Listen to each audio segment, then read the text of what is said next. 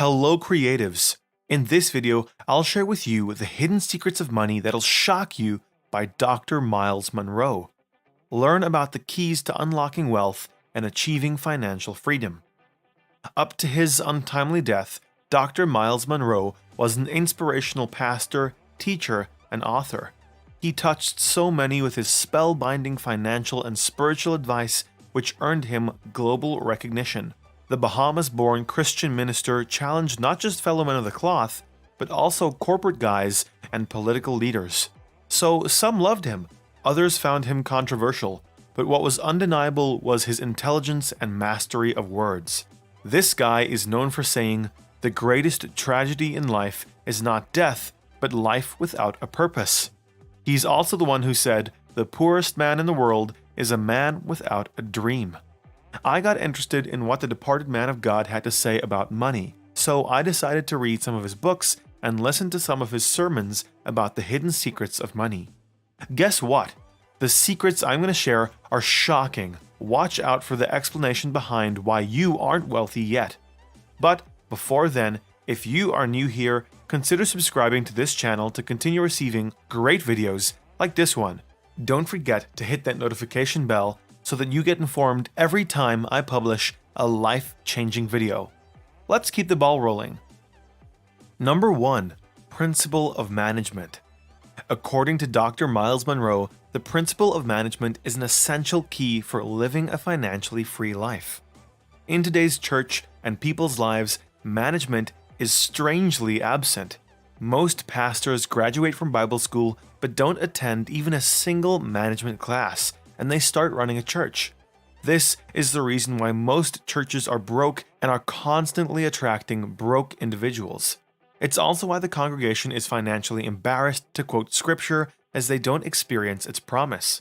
Dr. Munroe uses the scripture in Genesis chapter 2 to explain why God didn't allow anything to grow on the face of the earth immediately after creation. According to Munroe, the reason for that is the earth lacked a human to work on the ground. Here goes the secret. Dr. Munroe argues that the word God used for work is ergon, which translates into management. You must be shocked, right? He further explains that God didn't allow anything to grow on the earth soon after creation because he didn't have a manager.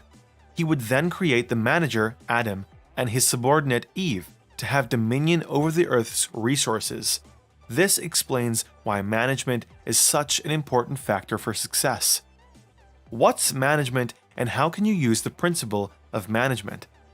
Dr. Munroe defines management as an efficient, appropriate, and timely use of someone's resources as delegated to produce added value. Two things stand out in this definition. 1. You don't own the resources when you are a manager. 2. You are obliged to add value to the resources that you've been given. If we focus on the second part, you have to maximize every resource to ensure it improves its worth. According to Dr. Munroe, God expects you to do this, and he gets upset when you're lazy. This principle can be concluded with these pointers. God will not give you something that you pray for unless you can manage it. So don't expect God to provide you with more money if you can't handle the little you have. God expects you to be an economist. An economist is simply a person who gets the maximum from the minimum. The takeaway: money should come to you. If it keeps getting away from you, it's telling you that you can't manage it. Number 2. Power of dominion. Dominion means to govern or rule, and anyone who wants to be rich has to have it. There are 4 levels of dominion as follows. A. Fruitfulness. Being fruitful is about being productive. Poverty is a product of non-productivity. It's not due to a lack of resources, but a lack of creativity and a lack of productivity. Dr. Munroe says no money has left the planet. He argues that God didn't give us shoes, but he hid them in the cows. He didn't give us chairs, he hid them in the trees. B. Multiplication. Once you are fruitful, you need to reproduce. That's what it means to multiply. Having a good idea doesn't make you wealthy, you have to multiply it. For example, McDonald's is very successful in the burger market because it produces up to 1 billion burgers a month to satisfy the global market. C. replenish. To replenish means to distribute. You don't stop at just multiplying your production, but you also ensure more people get access to it. D. Subdue. To subdue is to control the market. For example, Jeff Bezos is the richest man alive because he owns the online shopping market. The takeaway: to be wealthy, you have to have dominion, which is a product of being fruitful, multiplying, replenishing, and subduing. Number 3. The power of self-preservation. Life's greatest motivation is self-preservation, which means access to everything you need. In simple terms, self-preservation is another term for being wealthy, which is different from being rich. Being rich means accumulating excess resources, while being wealthy means producing what you need when you need it. Speaking of wealth or self-preservation, you have to seek 5 spheres of wealth as follows. Physical wealth. Physical wealth means bodily health or simply not being sick. Spiritual wealth. Being close to God and giving Him our worship. Soul wealth. Soul wealth means having good intellect. Social wealth. Having good friends around you. Influential wealth. Influential wealth means being impactful where you are. The takeaway: you need all the spheres of wealth to be wealthy. You are poor if you lack one of them. Number 4. Don't seek success. Instead, seek to become a person of value. Most people chase after success, and that's not what the rich do. When you make yourself valuable, success and money will come. He says, if you become valuable in the world will pay you to be yourself. People pay so much for gas, water, and gold because the resources are valuable. So, if you want to make money, make yourself valued. Think of Michael Jordan or Tiger Woods. Those guys are successful and wealthy because they made themselves valuable. What they did is identify a niche and made themselves worthwhile within it. Another person who made himself valuable was Jesus. He declared that He is the bread of life and the water of life, and that was His sole purpose on earth. It was His value. The takeaway: find your gift, explore it, and make yourself valuable in it. That's how you attract success and money.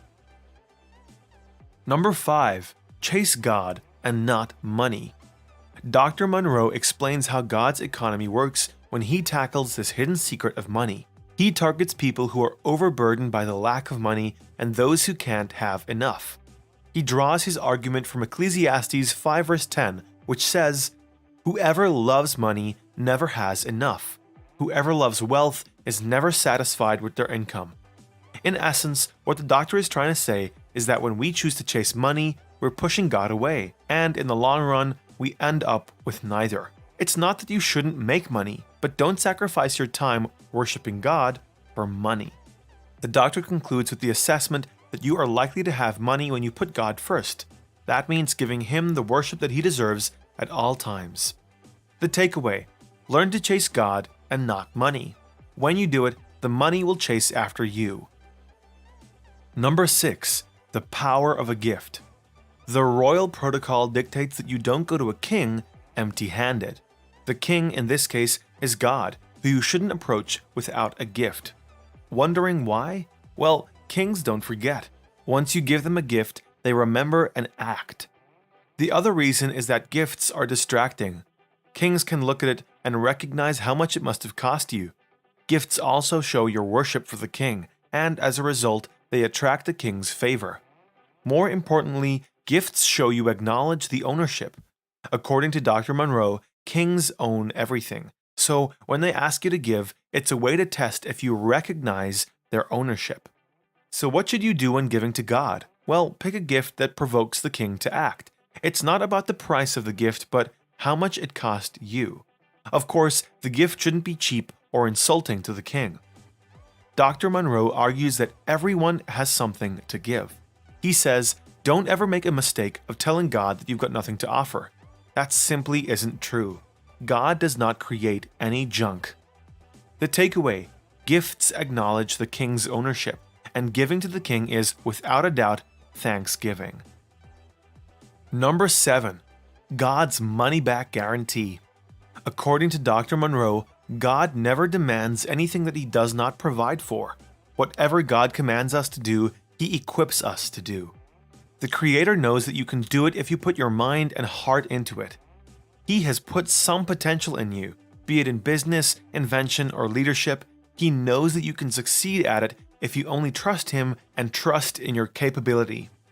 If there are any defects with your gift or talent, then return it to the manufacturer.